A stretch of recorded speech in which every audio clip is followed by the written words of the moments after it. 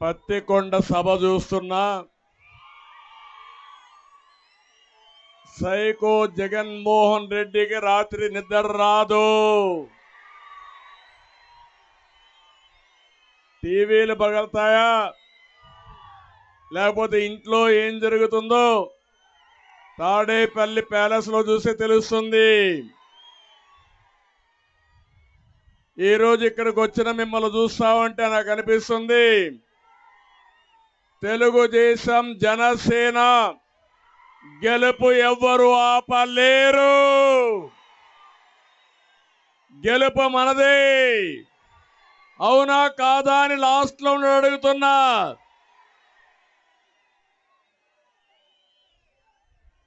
ఈ పత్తికొండ సభ తెలుగుదేశం పార్టీ ఇచ్చిన పిలుపు. రా కదిలిరా అంటే జన సముద్రంలా కదిలొచ్చారు మీరంతా.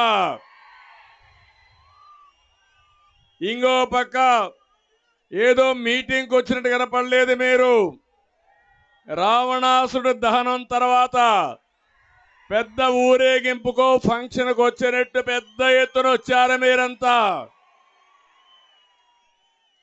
ఒక ప్రభుత్వం పైన నేను నా జీవితంలో ఇంత కోపం ఎప్పుడూ చూడలేదు.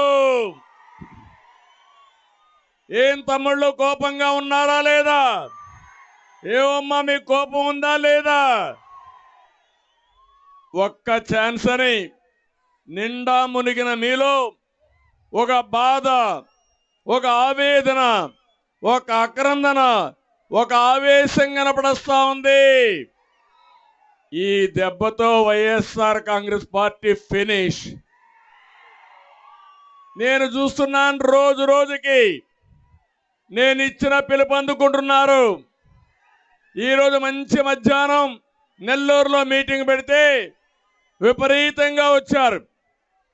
నిన్న ఉరవకొండ, నిన్న సాయంత్రం, నిన్న ఉదయం పీలేరులో పెట్టాం. ఆ రెండు మీటింగుల కంటే ఇంకా పెద్ద ఎత్తున ఈరోజు పత్తికొండ దద్దరిల్లింది. ఇది మామూలు మీటింగ్ కాదు. బాధుడికి బలైన ప్రజల గోడు వినిపిస్తా ఉంది మీ అందరిలో. ఉద్యోగం లేని యువత బాధ కనిపిస్తా ఉంది ఇక్కడే.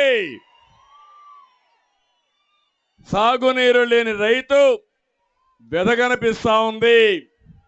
ఇక్కడ పుట్టి వేరే ప్రాంతాలకు వలసపోవలసిన కర్మ మాకు వచ్చిందని మీలో ఆవేశం కనపడస్తా ఉంది. అందుకే వచ్చా, మీకు ఒక భరోసా ఇవ్వడానికి వచ్చా. ఈ కర్నూలు పార్లమెంట్ ని మళ్ళీ బాగు చేసే బాధ్యత తెలుగుదేశం జనసేన తీసుకుంటాం. నేను ఒకే విషయం మిమ్మల్ని కోరుతున్నా. నేను చాలా ప్రభుత్వాలను చూశాను కానీ ఇలాంటి దుర్మార్గమైన ప్రభుత్వాన్ని నేను ఎప్పుడూ చూడలేదు. ఇక్కడ ఈ జిల్లాలో, పాత కర్నూలు జిల్లాలో 14 అసెంబ్లీ సీట్లు 2 పార్లమెంట్లు గెలిపించారు. నేను అడుగుతున్నా, మీకేమైనా వరగబెట్టారా అని అడుగుతున్నా. ఒక్క సాగునీటి ప్రాజెక్టులు చేశారా అని మిమ్మల్ని అడుగుతున్నా. ఒక ఇండస్ట్రీ తెచ్చారా అని మిమ్మల్ని అడుగుతున్నా. ఏ తమ్ముడికైనా ఉద్యోగాలు వచ్చాయని మిమ్మల్ని అడుగుతున్నా. ఇంకెందుకు తమ్ముళ్ళు ఆలస్యం? ఇంటికి పంపించే బాధ్యత మీ అందరిపైన ఉందా లేదా అని మిమ్మల్ని అడుగుతున్నాను.